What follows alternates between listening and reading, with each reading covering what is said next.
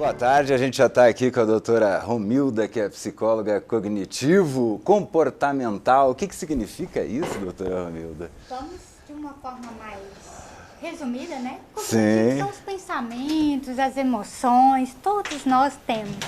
Como eu gosto de brincar, o psicólogo não é para as pessoas doidas, é para quem tem pensamento, emoções e se comportam. Comportamentos são as nossas ações. Por que a gente está chamando justamente um psicólogo aqui no nosso programa de estreia? É porque quando a gente começou a fazer a gravação das reportagens e toda a pesquisa, e o ponto em comum sempre foi esse. Os médicos sempre falam, não, mas a pessoa tem que estar bem, ela precisa ver um psicólogo, o psicólogo faz parte do tratamento, né? E a gente fez inclusive uma reportagem muito boa que a gente vai mostrar sobre a cirurgia bariátrica, que o paciente falou exatamente isso que a senhora acabou de falar.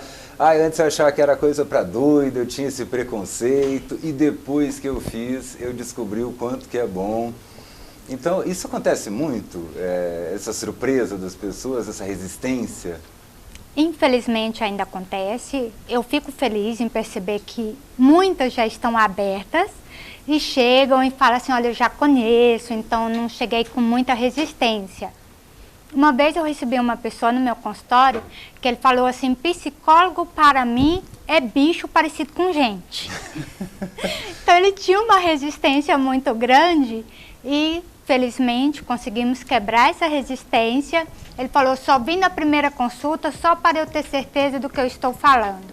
E eu fiquei uns 8 meses brigando para dar alta e ele não queria ir embora depois do tratamento. Olha aí, é que a pessoa gosta, né? Depois que se conhece melhor. E uma coisa muito importante, sempre se fala, né, não, a mente comanda tudo. Isso é verdade? Essa frase ela pode ser considerada como uma verdade? Nós temos o que nós chamamos de crenças. O que são crenças? São as nossas verdades. Cada um de nós temos uma interpretação de uma situação, de uma história. Então, se eu cresço com aquela... Vou dar um exemplo. Eu não sou inteligente, eu sou esforçadinha. Então, se eu cresço acreditando que eu não sou inteligente, eu sou esforçadinha, sem perceber, eu repito essa frase. Uma vez eu recebi uma pessoa que trouxe justamente essa frase. E eu falei, de onde você traz essa verdade? O que é a verdade dela? E ela falou assim, desde pequena, a minha família falava que meu irmão era o inteligente da família. E eu era a esforçadinha. Então, a pessoa tem essa verdade, essa crença como verdade absoluta. Então, nós, sim, a nossa mente, aquilo que nós pensamos, irá influenciar num todo. Não tem como agora eu falar assim, José, pare agora e pense em algo muito difícil que aconteceu na sua vida. Não tem como você se sentir alegre agora. É pouco provável que você sinta a emoção alegria. É mais fácil você sentir a emoção de tristeza, raiva, impotência. E aí, que ação que eu vou ter? Eu vou talvez querer me isolar depois dessa lembrança. Eu vou querer chorar. Eu não vou ter uma emoção contraditória ao que eu pensei. E por que essas verdades infantis, elas duram tanto tempo? Vou explicar por que a pergunta. Essa menina que ouviu que o irmão era inteligente e ela era esforçada, ok?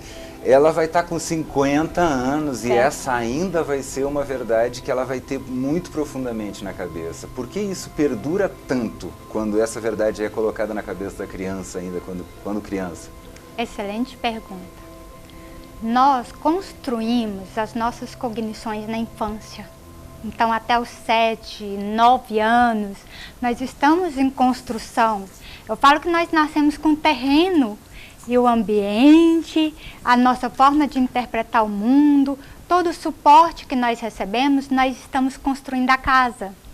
Então, a infância ali, ela é muito importante. E o que eu estou escutando, eu acabo com certeza internalizando.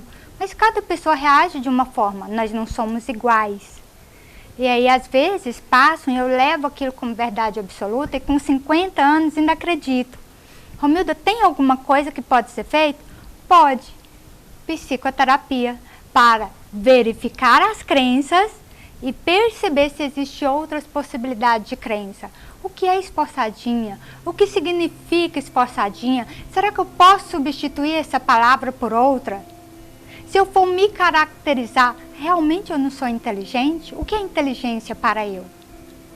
É só isso, né? Só o que é inteligência é tema para um programa inteiro. Exatamente. Que a gente acha que inteligência é aquela coisa de que quem sabe a raiz quadrada de 81, alguma coisa assim, e na verdade a gente tem vários tipos de inteligência, né? Exatamente.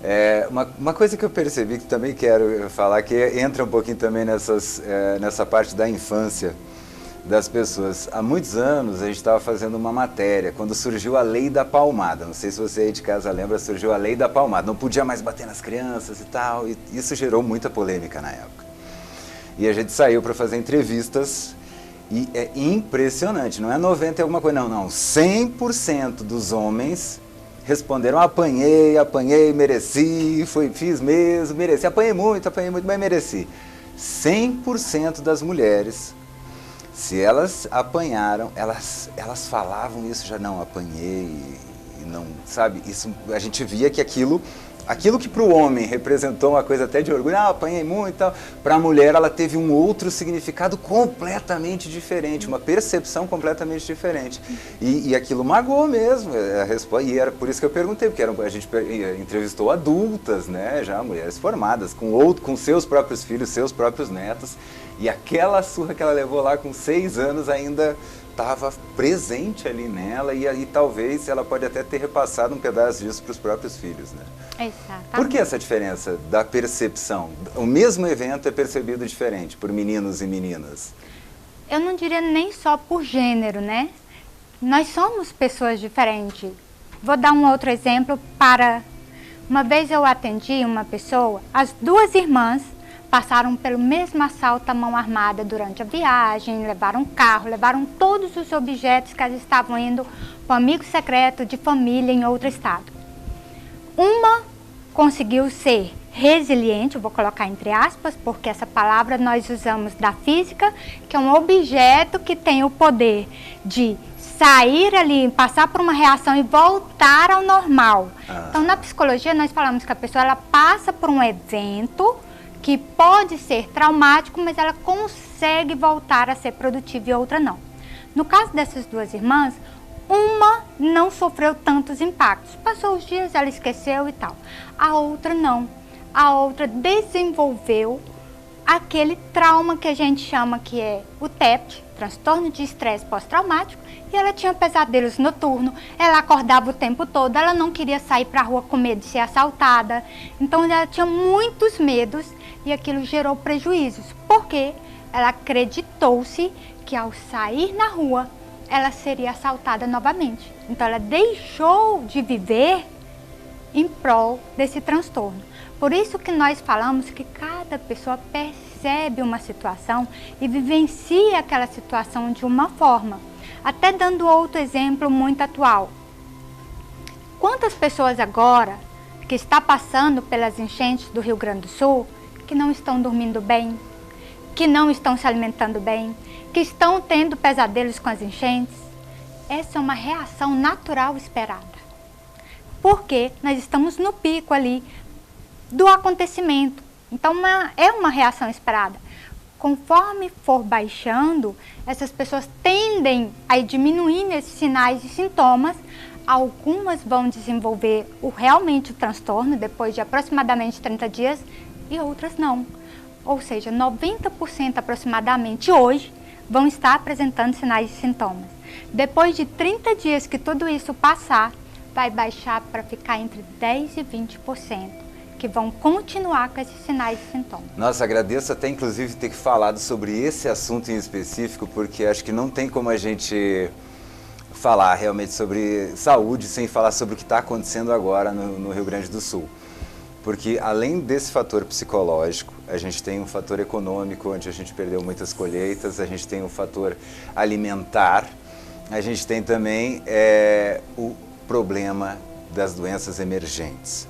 E aí eu pedi para que uma enfermeira que trabalha no Hospital de Pronto-Socorro lá de Porto Alegre, um dos hospitais mais movimentados e que recebe todo tipo de acidentado, de quebrado, de costurado, para que ela dividisse um pouquinho com a gente o que está acontecendo e qual é a realidade, principalmente porque a gente até tinha conversado em falar um pouquinho sobre o que dizer para quem está sendo resgatado.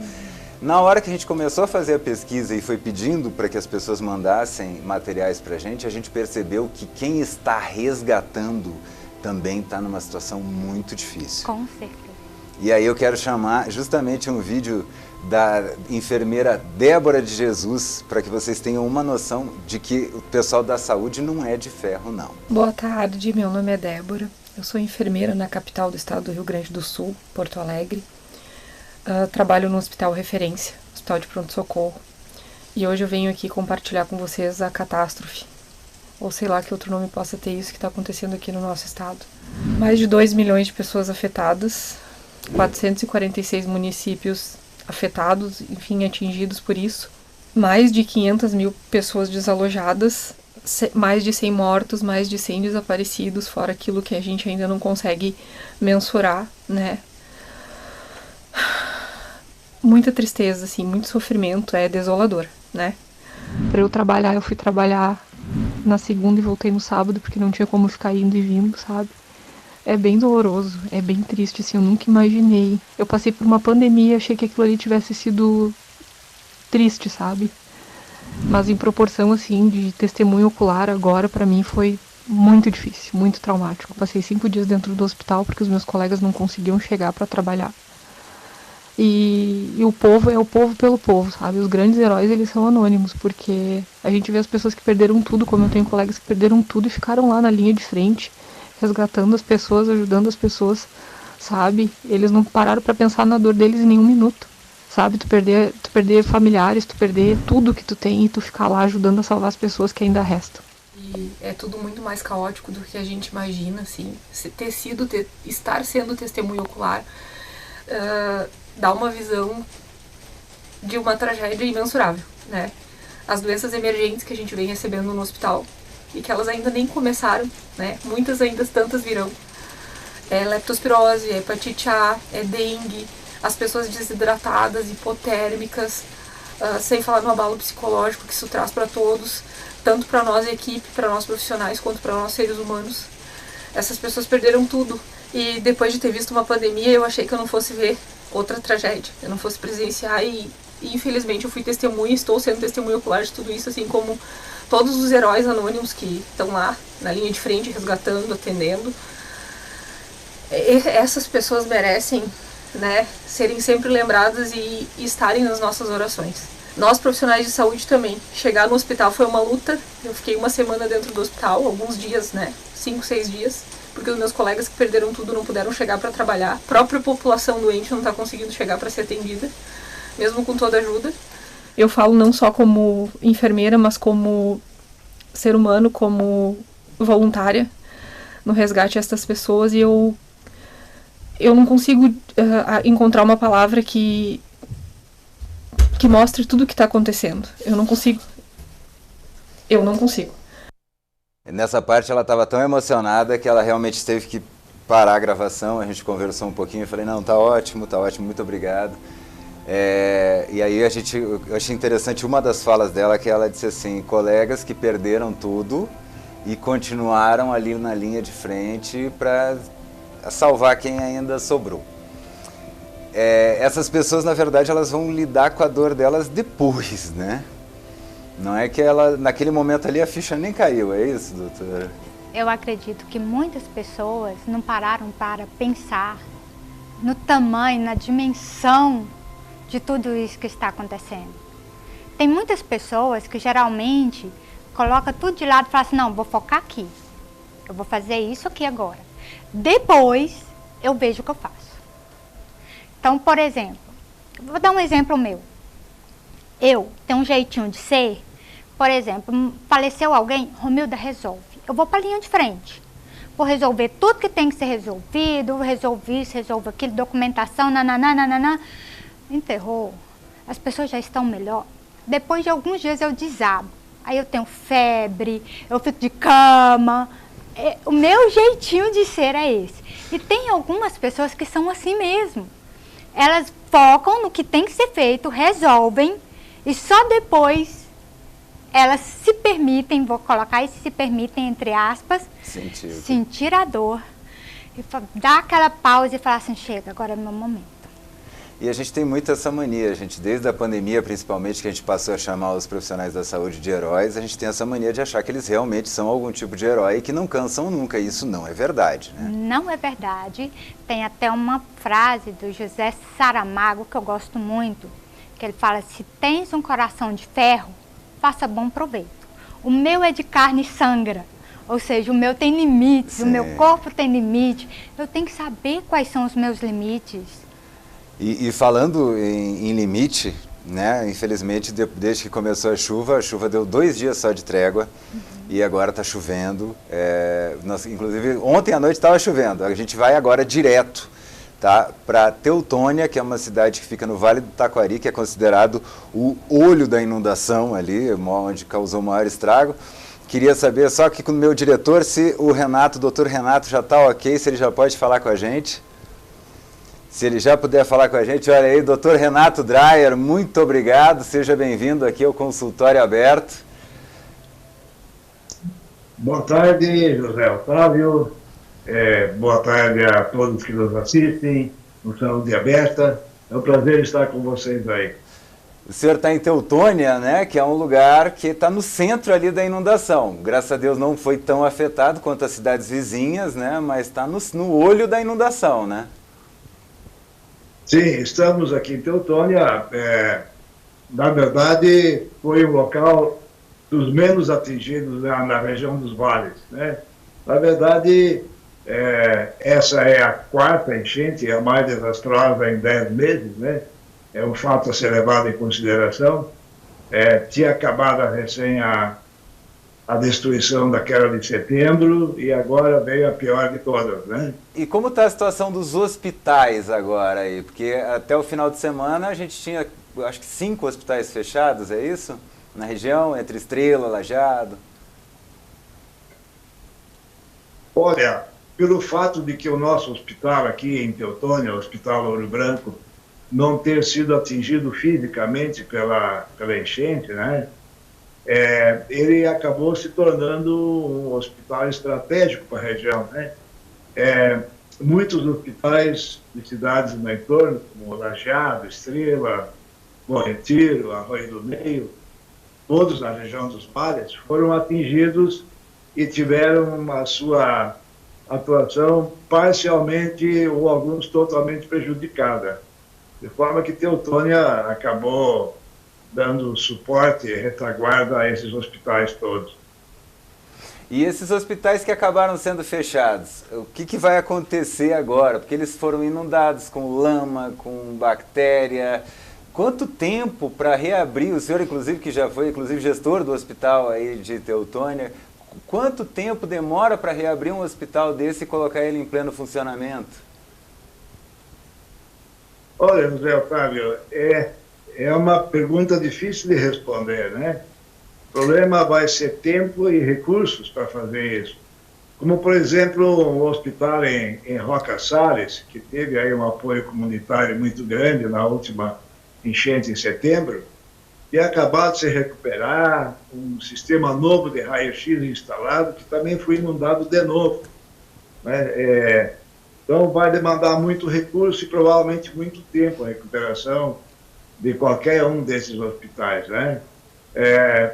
Felizmente, os grandes hospitais da região foram os que menos sofreram, né? Talvez o que mais sofresse na infraestrutura foi o Hospital de Estrela, e muitas pessoas de Estrela e dos arredores acabaram sendo atendidos aqui em Teutônia em função disso. E olha aí, o senhor acabou de falar de uma coisa muito interessante, né? A questão de uma máquina de raio-x estar alagada, e isso pode representar algum risco radiológico, alguma coisa assim, ou isso é seguro? É que a gente é de Goiânia aqui, a gente sabe que é traumatizado com isso, né? A gente sabe do acidente que houve há anos atrás, né, de gente contaminada por uma ampola de raio-x. Não, esse risco não existe no momento, né? Não há como uma ampola de raio-x ir parar na natureza assim no mais, né? Não, esse risco não há. O rio continua subindo ou já está dando uma trégua? Pois é, esse agora virou o nosso grande problema aqui, né, José Otávio? As pessoas já estavam voltando para suas casas, muitos já tinham limpado, já tinham reinstalado alguns eletrodomésticos, camas, armários, e, de novo, com a chuva desde sexta-feira, em alguns pontos aqui choveu de novo, mais de 300 milímetros, né? Principalmente nas nascentes dos nossos rios, essas áreas voltaram a ser alagadas. Certamente não vão atingir o nível do que houve lá no pior dessa enchente, no dia 2, 3, 4 de maio, né? Mas, de qualquer forma, de novo as pessoas vão estar desabrigadas, né? No topo da inundação, nós chegamos a ter um total de 500 mil desabrigados ou atingidos diretamente, e mais de 2 milhões de pessoas atingidas de uma forma, se não direta materialmente, indiretamente por problemas viários, problemas de pontes e coisas do tipo, né? E como está, digamos assim, a saúde dos profissionais da saúde? Eu não estou mais pessoalmente envolvido diretamente na linha de frente, no nosso hospital, até por causa da minha idade. Eu já tinha me afastado por um tempo na época da pandemia, né? Da pandemia do Covid, e em alguns aspectos a situação atual faz lembrar aquela época de exaustão, de cansaço das equipes que atendem no hospital, né? Claro que tem retaguarda, mas as pessoas capacitadas para atendimento de urgência e que, de fato, se envolvem diretamente, acabam sempre muito cansadas, né? Afinal, os recursos humanos são limitados também e, bom, claro, se espera que nos próximos dias essas pessoas possam, de alguma forma, ir para um descanso merecido de novo, né? Mais que merecido, né? E o que a gente fala, chama de herói e tudo, mas ninguém é herói, ninguém é de ferro, as pessoas precisam descansar. E uma coisa, Renato, doutor Renato, que me chamou muita atenção durante essa semana que a gente estava produzindo aqui as matérias para o programa, muita gente, eu perguntava assim, e como foi a reação? Como foi a logística? Porque, como o senhor falou, é a 4ª enchente que está atingindo essa região num curto espaço de tempo. Então a primeira pode pegar a gente de surpresa. E a 4ª já tinha um plano de contingência, onde cada um já sabia o que tinha que fazer? Como foi isso? Teve algum planejamento prévio ou na hora que aconteceu o problema, agora vamos sentar para ver o que a gente vai fazer? Infelizmente ainda a nossa população como um todo, independentemente dos governos, está ainda muito numa situação reativa às situações, né? Houve avisos em tempo hábil do pessoal responsável por isso, né? Mas as pessoas têm dificuldade de abandonar a sua moradia, os seus bens, né? Me parece que ainda esse é o motivo principal de que houve tantas vítimas e tantas pessoas ilhadas e tantas pessoas que acabaram numa situação difícil, né? Parece que, de alguma forma, agora temos que aprender com o que houve, e não só em termos de enfrentar essas catástrofes, mas também que, de alguma forma, elas sirvam de lição para que a gente se habitue a tratar a natureza de forma mais adequada, né? Nenhum recurso natural é inexaurível, né? Não é que não tenha fim, e de alguma forma a natureza está mostrando insatisfação com a gente, né? Então treinamentos, como por exemplo, a gente tem muitos aí dos que foram feitos em Santa Catarina após as enchentes de anos anteriores lá, e o modelo japonês de fato instalar um sistema de alarme, treinar as pessoas e fazer exercícios, né? de alguma forma vai ter que ser integrada ao nosso dia a dia, né? E é previsível que aqui ou em outros lugares catástrofes assim se repitam, né? Muito triste, porque ao longo dessa semana eu ouvi de 5 pessoas diferentes, pessoas de culturas diferentes, de lugares diferentes, a seguinte frase: o Brasil não está preparado para tragédias porque não acontecem grandes desastres naturais aqui no Brasil. Mas olha, dando uma pesquisada muito rápida, eu achei uma pesquisa da Confederação Brasileira de Municípios, que mostrou que de 2013 a 2022, ou seja, no intervalo de 10 anos, 93% dos municípios brasileiros sofreram com algum tipo de desastre natural. Ou seja, de cada 100 municípios brasileiros, só 7 passaram em branco. 93 sofreram com algum tipo. E como é que a gente ainda tem essa cultura de que o Brasil é um lugar que não sofre desastres naturais? E a gente está falando assim, de um espaço de 10 anos. Então não estamos falando de um governo ou de outro governo, não. A gente está falando de uma cultura mesmo. Inclusive separei aqui, sem muito trabalho, um clipe aqui com enchentes em vários lugares do país e em diversas regiões, sem grandes dificuldades, eu consegui pesquisar essas imagens. E essa pesquisa me chamou muito a atenção. Como que a gente tem 93% dos municípios atingidos por um desastre natural e a gente ainda continua repetindo a frase que isso não acontece no Brasil? É como numa série de questões de investimento público, tudo o que é feito, digamos, como por exemplo saneamento básico, né? O esforço de proteger cidades com diques ou sistemas de proteção contra enchentes, por exemplo, é investimento que não aparece, né? É investimento que acaba não dando voto. Então, infelizmente, esses investimentos estão realmente muito aquém do necessário. Na verdade, os brasileiros estão acostumados com enchentes, né? Só que não num nível como a desta aqui agora no Rio Grande do Sul. Seguramente, maior desastre natural aqui para nós gaúchos, ou de alguma forma até para o Brasil inteiro, né? Eu acho que agora deve ser o momento de todos acordarem de alguma forma, governos, entidades civis, sejam de que área atuem, para, de alguma forma, começar a agir de uma forma associativa, cooperativa, para proteger o nosso meio ambiente e proteger as nossas cidades de futuros problemas desse tipo, né? De qualquer forma, precisa de muito investimento, precisa de tempo, né?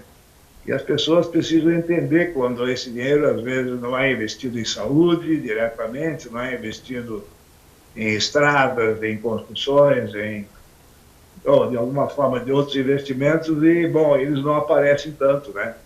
Vão ser importantes no momento do desastre. Mas, enfim, vão ter que ser feitos, né? E agora tem eleitores mortos, né? Ou morrendo por conta desse tipo de coisa que não dá votos, digamos assim, né? E para controlar agora as doenças emergentes, primeiro eu gostaria que o senhor explicasse o que acontece depois de um desastre como esse, o que acontece, o que fica nessa lama, e por que essa preocupação com as doenças emergentes e o que pode ser feito para prevenir ou pelo menos remediar ao máximo o que vai acontecer agora nos próximos meses. Bem, na verdade, os sistemas todos de saúde estão alertas quanto a isso, que antes da enchente estávamos aqui lidando, e outras regiões também, com doenças ainda que, afinal, a Covid virou uma endemia, né? Havia Covid, havia casos de dengue, principalmente esses dois, e já estávamos começando com quadros gripais também, né? Então, essas doenças continuam a existir, né? E elas vão se somar agora, provavelmente, depois de a enchente desaparecer, com doenças que também já existem por aqui, mas que provavelmente vão ter um aumento na sua incidência, né? e aí se fala basicamente em leptospirose, se fala em hepatite A, e, bom, basicamente são essas duas aí que mais preocupam no momento, né? Em que no momento agora, o que se lida também muito é com acidentes de pessoas que estavam fazendo resgate ou sendo resgatadas, como mordidas de animais domésticos, né? Os bichos se assustam quando são resgatados, ferimentos de outro tipo, né? De qualquer forma, em princípio, existe uma infraestrutura preparada para, em princípio, se lidar de forma adequada com essas doenças que devem, de alguma forma, recrudescer depois da enchente, né? Espera-se que esses recursos sejam suficientes. Nossa, muito obrigado. Quero agradecer demais todos esses esclarecimentos extremamente importantes. É algo que deve ser visto como muito sério e algo que pode ensinar as outras regiões também a como lidar com esse tipo de desastre, de catástrofe, né? Importante. Muitíssimo obrigado. Agradeço o seu tempo, Dr. Renato Dreyer, cirurgião aí do Vale do Taquari, um dos lugares mais atingidos por essa cheia terrível. Muito obrigado pela sua presença. Ok, eu que agradeço, José Otávio, pela oportunidade e dizer que, felizmente, a solidariedade do povo brasileiro, gaúcho, ela é, digamos, praticamente do tamanho do desastre. Espera-se que seja suficiente.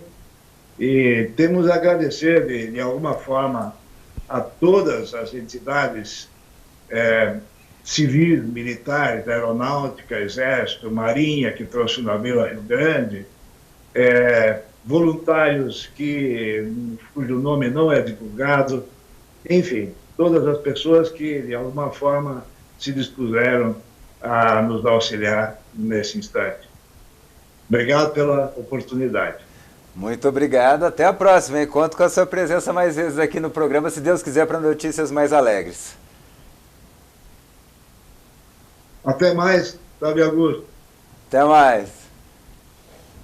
Gente, olha, voltando aqui para o estúdio, tem algumas coisinhas que eu queria pontuar. Achei muito interessante essa parte, que graças a Deus, né, que a solidariedade é do tamanho do desastre, e isso é muito importante. A gente sabe que a gente tem países que, vamos dizer assim, a população é mais fria, né? Vamos dizer assim, vamos deixar o poder público resolver isso e o brasileiro não. A gente tem bombeiros aqui de Goiás lá, a gente tem voluntários aqui de Goiás lá. E eu queria, inclusive, que ficasse rodando o clipe Enchentes Brasil para mostrar que isso não é... Esse homem é um médico aqui de Goiás. Quem lembra dessa cena aqui, há menos de 2 anos atrás, indo visitar pacientes que estavam ilhados aí, se arriscando na correnteza. Aí a gente tem, olha essas cenas que a gente vê, não são parecidas com a cena do Rio Grande do Sul, passando a comida. Esse já é em Petrópolis, olha a gravidade desse caso. Então isso foi em 2021, eu não estou falando nada antigo, nenhuma coisa velha. Tem uma enchente aí em São Paulo, inclusive, que foi desse ano, que está dentro desse clipe. Então isso não é um privilégio do Rio Grande do Sul. O Rio Grande do Sul foi algo chocante, porque realmente foi o Lago Rio Guaíba, que é uma loucura, o lago ser rio, mas é o Lago Rio Guaíba que transbordou e aí acabou tomando cidades grandes da região metropolitana, né? Então a gente tem às vezes esses alagamentos aqui, mas fica em determinadas regiões, né? Posse ali tem muito problema com isso, mas não chega a pegar grandes áreas aqui da região metropolitana para causar um estrago e desalojar milhares de pessoas. A gente estava falando de 500 mil pessoas. Gente, 500 mil de pessoas é muita gente. É muita gente. Como é que você consegue lidar com a dor de 500 mil pessoas, doutor? Tem condições. Geralmente nós podemos escolher 1, 2, 3 para ajudar, porque uma única pessoa não consegue abraçar 500 mil pessoas. Exatamente. E uma outra coisa que eu acho muito interessante que ele falou foi, na TV geralmente a gente olha o cachorrinho, todo mundo olha o cachorrinho, o cachorro está assustado, o cachorro morde, precisa dar ponto, não é todo esse glamour todo que a gente vende na televisão, né? A parte do resgate ela é mais crua, né? E eu acho que é por isso que quem resgata também sofre um desgaste emocional muito grande. O que essas pessoas podem fazer para se ajudar, já que não vai ter psicólogo para todo mundo? Né? O que os bombeiros lá podem fazer pelos seus próprios colegas? O que pode falar? O que pode tentar para amenizar uma situação nesse tamanho? Ótima pergunta. Primeira coisa, perceber os próprios limites. Todos nós temos um limite. Como essa enfermeira que precisou ficar 5 dias dentro de um hospital. Imagina quanto que foi estressante, desgastante para ela ficar ali 5 dias. Quantas coisas ela viu, quantos impactos ela sofreu. Pelo que eu percebi, ela não teve outra opção. Não tinha outros colegas. Ou ela atendia porque não tinha outra pessoa para atender. Ou ficava sem atendimento, exato. Exato. Mas às vezes nós precisamos entender os limites, recuar, fazer uma pausa e falar assim, eu vou ali no banheiro 5 minutos respirar, eu vou tomar uma água, vou tomar um chá, vou tomar alguma coisa, lavar o rosto, se puder tomar um banho, ouvir aquela música que você ama, por alguns minutos, poucos minutos que seja, tenta renovar. Eu sei que muitas pessoas falam assim, não, agora não dá, deixa eu terminar isso, deixa eu tentar mais um pouquinho.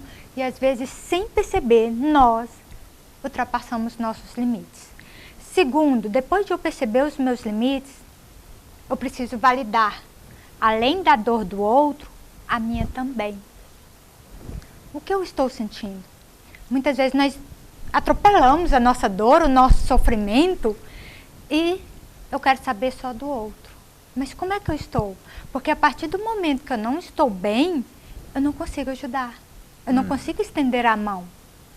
Se eu não consigo nadar, se eu não sei nadar, eu não posso pular em um lugar para salvar alguém que está se afogando. Eu não tenho condições. Não basta apenas a intenção. A intenção é linda. Eu não estou falando que ela não deve existir. Ela deve. Mas ela sozinha não é suficiente.